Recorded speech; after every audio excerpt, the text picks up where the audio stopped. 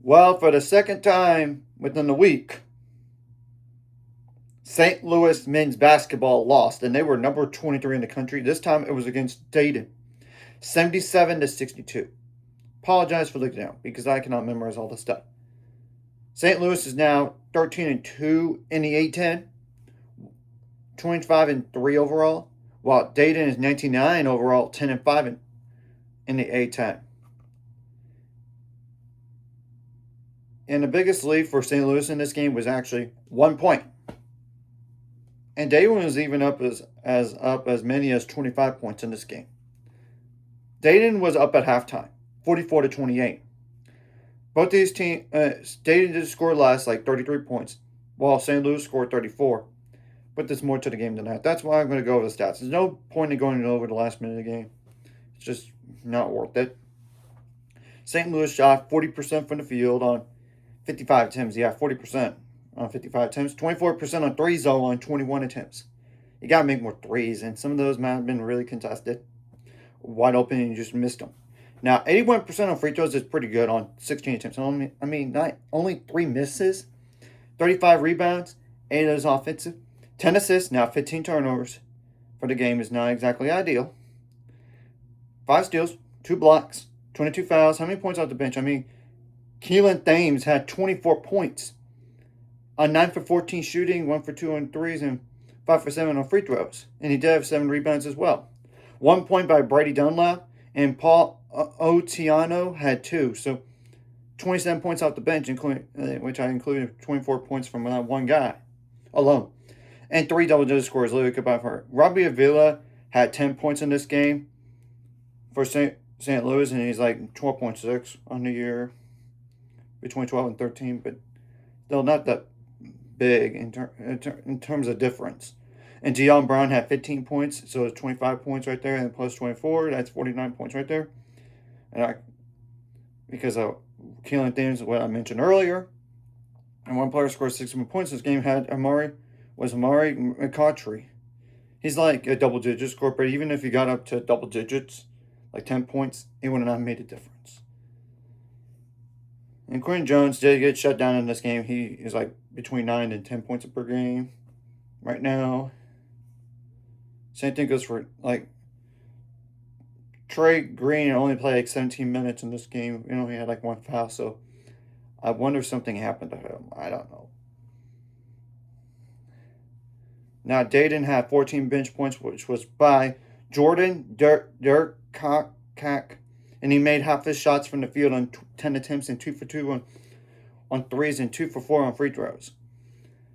And 3 double-digit scores for them. That combined for Amar. Amiel Letang had 26, and obviously 14 from Jordan Durkak. So that's 40 already. And Javon Bennett had 17, so 57 points right there already. And 2 players scored 6 points in this game. Jayoon Simon had 6. Keontae Jones has 9, so 15 points. And Deshaun Montgomery was shut down in this game, only had 5 points. He's usually a double-digit scorer. It didn't make a difference, though, as you could tell. Amiel had a double-double, too. 10 rebounds besides 26 points. Now, Dayton shot the ball better from the field and from the three-point line. 47% from the field on 51 attempts. Now 40% on threes on 20 attempts. They were 75% on free throws on 28 attempts, but it's pretty hard to get better than 80%. Like sometimes when the other team is just shooting that good. On limited attempts, of course. Now 30 rebounds, 5 of those offensive. 18 assists, 10 turnovers, 5 steals, 5 blocks, 14 fouls. Now we're going to go with the points off turnovers, points in the paint, and fast break points as well. Points off turnovers did favor David in this game, 14 to 6. Same thing goes for the fast break points, 12 to 4. Points in the paint were even though with 30 apiece. I don't know about Dayton making the NCAA tournament as an at-large. That's the problem. But if they will certainly win their conference tournament, I think they have a shot. In St. Louis, I think they still can make the NCAAs as an at-large, even if they don't win the conference tournament. I think so, but we'll have to wait and see. What's the remaining of the schedule besides the A10 tournament, conference tournament? Well, your next game is against Duquesne on February 28th at home. You got at home against Loyola Chicago, March 4th. That'll be epitome of brutality because look at the record for Loyola Chicago. And you got to go on the road to George Mason on March 7th.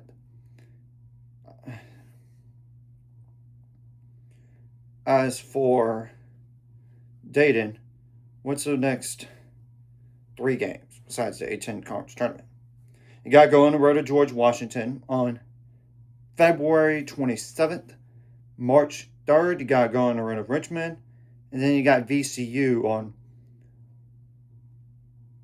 on March 6th. And VCU's trying to fight for a chance to make the NCAAs. It's just the problem is they're like so far down on the list in terms of bubble that I don't know if they're going to get it in as an at-large. So we'll have to wait and see what happens. So anyways, if you like this content, hit the like, subscribe button. See you guys later on the road. Dayton, subscribe, so my goal. It's 1,000 more, so my month this course. Live video, comment, really helps YouTube background. Some more people say sharing videos up as well. Some more people can watch, and if you're watching, subscribe, hit subscribe, with the notification bell as well.